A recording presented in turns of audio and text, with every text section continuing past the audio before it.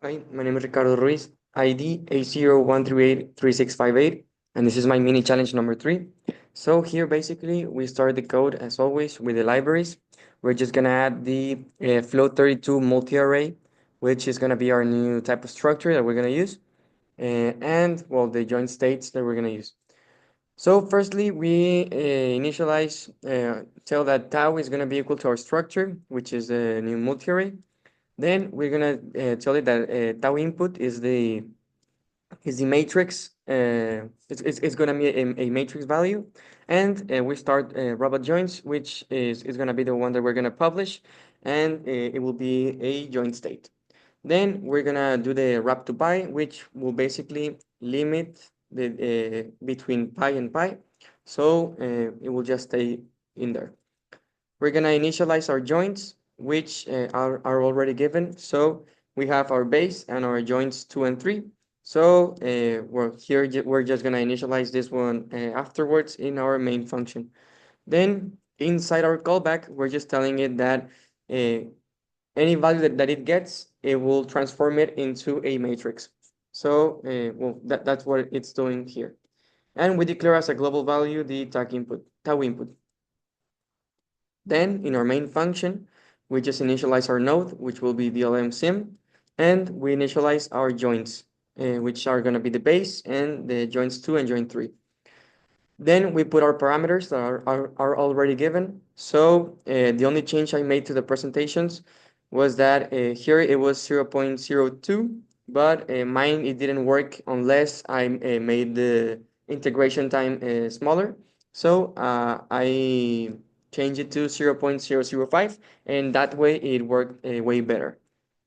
Then after the parameters, we're going to subscribe and publish to the nodes that we have. So we're subscribing to the tau node given by the structure multi-array, and we're just going to the input callback, which is the one that translates it into matrices.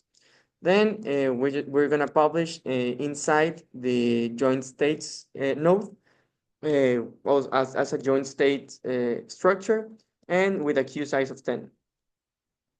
And finally, in our while loop, we have our equations, our matrix equations. So basically, here I just transform the equations into the matrix. So uh, I divided it between each sector of the matrix. So we have N1, M1, M1, 2, M2, 1, M2, 2, and then it combines them into the same matrix just to tell it where it goes. So I did the same for the three matrices. So here they are, the mass, T, and the gravity. And finally, we just update the value of the queues so that those values are received in the joint state, and after receiving it, it will publish them here in the robot joints. So well, that's basically my code, and now I'm gonna run it so you can see.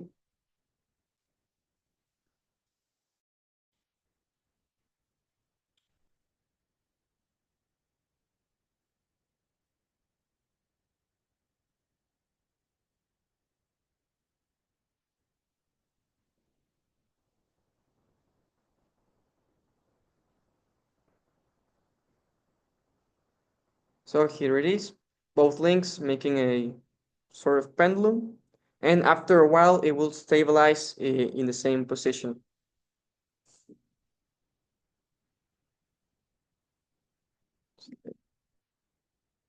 There we go.